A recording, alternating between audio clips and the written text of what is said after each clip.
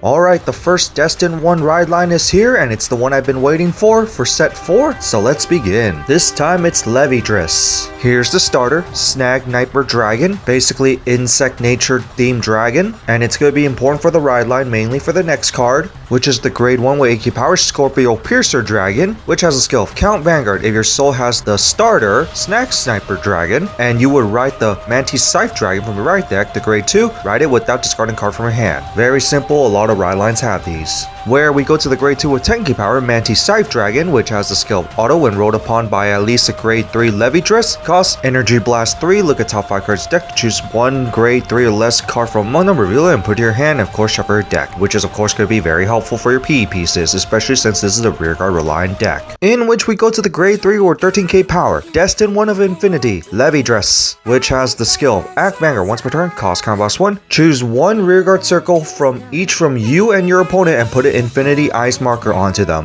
which the second skill will determine what they do. Where Auto Vanguard, when either player on the rearguard circle with the Infinity Ice markers attack or boosts, that unit can either get 10k power or minus 10k power. And if your opponent loses 10k power, you can remove one of your opponent's Infinity Eye markers and draw a card. Basically for you, it's basically a force marker, but for your opponent, it's going to be a negative force marker. Overall, it's pretty cool, especially since we got another marker mechanic, sure, but I really like how this can negatively impact your opponent and especially do stuff on your opponent's turn. Yes, the draw is a bit slow since you have to wait for your opponent, but that minus 10k buff is actually pretty nice. Especially if that one rearguard is a multi-attack rearguard, that 10k minus is actually pretty good. But anyway, finally, the Divine skill, where Act Vanguard, if your opponent's at least a grade 3, cost soul last one, choose one of your rearguard circles along with your opponent and put an Infinity Ice markers onto them and discard cards with 10k power and 1 crit. Basically, a little bit of incentive of going second since at least your opponent's at grade 3, and also it just extends plays because it's just putting more Infinity Eye markers on them. Too bad it's not like a finisher type skill where if you have a certain amount of Infinity Eye markers, but it's basically just play extension to put more, especially once you hit 3,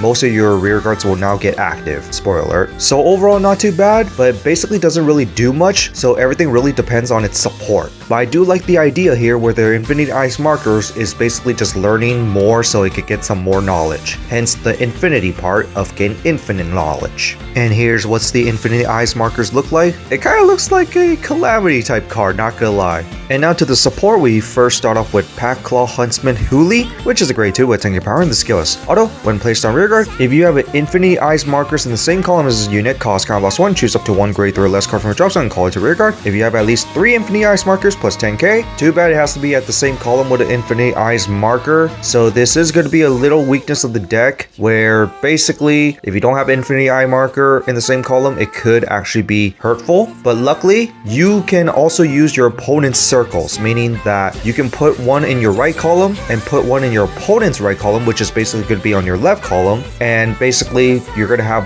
one Infinity Ice marker on each column, which is of course going to be very helpful. But do keep in mind about the Infinity Ice marker restriction. But overall, this is not too bad for some recovery, and once again I say 3 Infinity Ice markers are a good number, and here's one reason. And then we go to Knight of Illusionary Silence Clearance, which is a grade 1 with K power, and the skill is auto, rearguard. At the end of battle, discard attacks or boosts. If you have an Infinity Ice markers in the same column as the unit, and you do not countercharge during turn, cost put this to soul and countercharge 1. Basically another one of those that gives you resources, and this is actually not bad to run. And then we go to Full Knowledge Foxsil, which is the grade 1 with K power, and the skill is count rearguard during the battle that this unit boosts. If you have at least a grade 3 or greater Vanguard Levidras plus 5k, so it's the 13k booster, in which it gets the extra bonus when it boosts Levidras, where Auto Vanguard, when this card boosts at least a grade 3 Vanguard Levidras, if your opponent's rearguard has an Infinite Ice marker plus 2k, so it becomes a 15k booster, and then cost counterblast 1, choose one of your back row rearguards until your turn, it can attack from the back row and plus 10k. Basically, that one booster that gets you extra benefits, in this case it gives you an extra back row attacker, which is actually pretty nice, and it gives an extra boost as well, which is also very nice. It's an overall must play. And then we go to Onfall Autogazer, which is a grade 2 with Tanky Power, and the skill is auto. When placed on rearguard, if you have an Infinity Ice marker in the same column as the unit, cost Energy Blast 3, look at top 2 cards of your deck, choose one card from among them, put it to your hand, and put the other to the top or bottom of your deck and plus 5k power in your turn. This is overall pretty good because it gives you a +1 along with you getting the choice to stack or not. In which we go to the second skill where count rearguard. During your turn, if you have at least a grade 3 Levidras, if you have 3 or more Infinity Eyes markers plus 5k, and if you have no other rearguards with the same column as this unit in your back row, this card can attack from the back row. Basically another extra attacker, which is of course could be pretty nice. And once again, you want at least 3 markers, hence why you probably want to go second with Levidras. And with 2 cards that can give you back row attackers, you can possibly get 5 attacks in this deck. And this is without the restand, so basically no counter heal. So pretty good here. And finally, the order card, which I'm surprised that there's no searching for it. Searching for Infinite Knowledge, and it's a grade 3 normal order, and you play it if your Vanguard is Levidras and by Energy Blasting 2. Choose a card with grade less than or equal to your Vanguard from your drop zone and call it to rearguard and plus 5k power for each Infinity Eyes marker in the same column as that unit. Once again, more Infinity Eyes the better, except that this one is just basically another call in the drop zone, and you do technically have Order Searchers and Order Recyclers for Stokeia. I'm just not sure is this really worth running. Other than for the Energy Blast 2, since the deck only uses like few energy per turn, I'm not completely too sure compared to using other cards that could just float from the drop zone as well. But it is personal preferences.